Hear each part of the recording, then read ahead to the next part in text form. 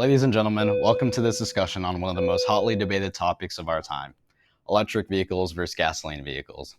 The world is at the crossroads when it comes to their mode of transportation, and the choices we make now will have a lasting impact on the future of our planet.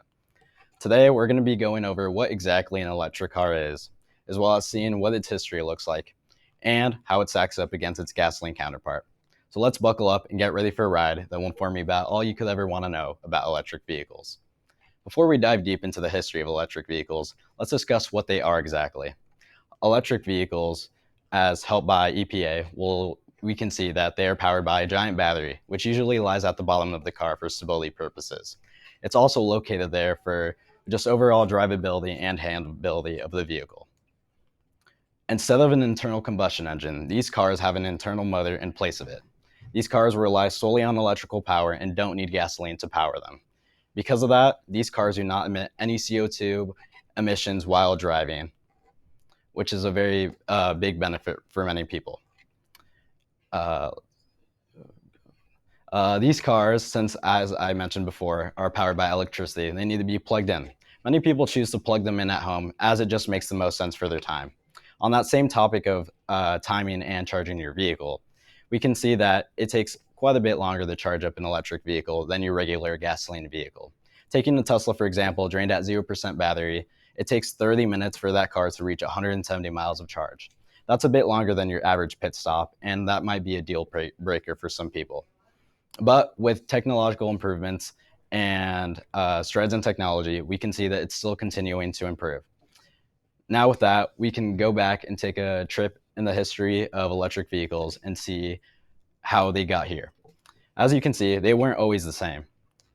Thanks to energy.gov, we can see that the electric vehicles date back all the way to the 19th century, where Robert Anderson produced his first electric vehicle in 1832. His first electric vehicle wasn't the best, and this is even with the time period in mind. After that, technological strides were made, and electric vehicles began to improve. And so in 1900, electric vehicles made up about 1/3 of all vehicles on the road in the United States. This accounted for, they were particularly popular with urban residents. They valued them for their quiet and clean operation.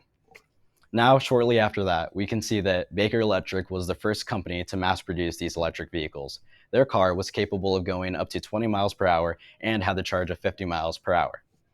After that, the Detroit Electric Company was the most popular and successful manufacturer of EVs in the United States. They had made over 13,000 vehicles until 1939. Yet, with the rise of the interstate system, this led to the downfall of EVs. And so, shortly after, they had nearly disappeared. Yet, they had begun to spark up again in the 1960s and 70s after improvements were made. And so General Ford introduced their first electric vehicle in 1996. It was called the EV1. Their car was capable of going up to 100 miles on a single charge, a big leap from the previous cars. But as we can see, the trend continues, and their car had to be discontinued. Their car was discontinued just from a lack of demand from the public, as well as pressure from the oil industry. Coming into the early 21st century now, this is where we start to see real technological improvements in the batteries and also developments in the hybrid electric vehicles, which is just a different branch of electric vehicles. In 2008, Tesla Motors introduced their Tesla Roadster, making a mark in history as the first all-electric sports car to be produced and also having the highest range, capable of getting 200 miles on just a single charge. This caused major automakers such as Chevrolet, Ford, and Hyundai to introduce EVs into their very own lineup. Next up, now that we saw and talked about these major car manufacturers, we can see how our electric vehicle stacks up against their gasoline vehicles. Electric vehicles have many advantages over gasoline vehicles. Energy.gov helps us see that, and as I've mentioned earlier, that electric vehicles produce much lower emissions than gasoline vehicles. This leads to cleaner air in the atmosphere. This happens because they are charged, as we said before, from renewable sources like solar and wind, which do not release any CO2 emissions into that atmosphere or any other pollutants. Electric vehicles are also much more maintenance intensive, and that is obviously a big plus for many people, as you don't want to end up spending a whole lot of money on a vehicle you've recently purchased or any used kind of vehicle. Now, after that, we can see that another advantage of electric vehicles is their performance. They are better at acceleration and have a higher torque. They also provide a more comfortable ride for most people, as they are much more quiet than gasoline vehicles since they don't have an internal combustion engine making a whole lot of noise. Lastly, EVs have batteries which can be recycled and reused even in some cases, compared to their gasoline counterparts, which have toxic byproducts that make it difficult to dispose of safely. Now, we talked about all these strengths, but of course there's weaknesses to any great product.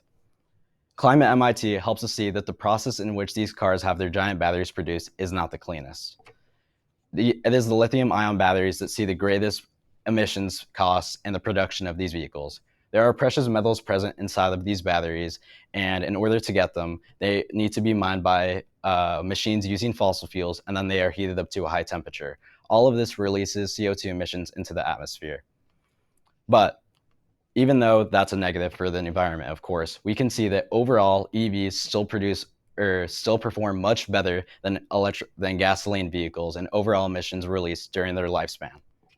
So now that we were able to go over all of these different points, we can see that EVs present a promising alternative to gasoline vehicles. We were able to go over today what an electric vehicle is exactly, its history, and as well as how it stacks up against its gasoline counterpart.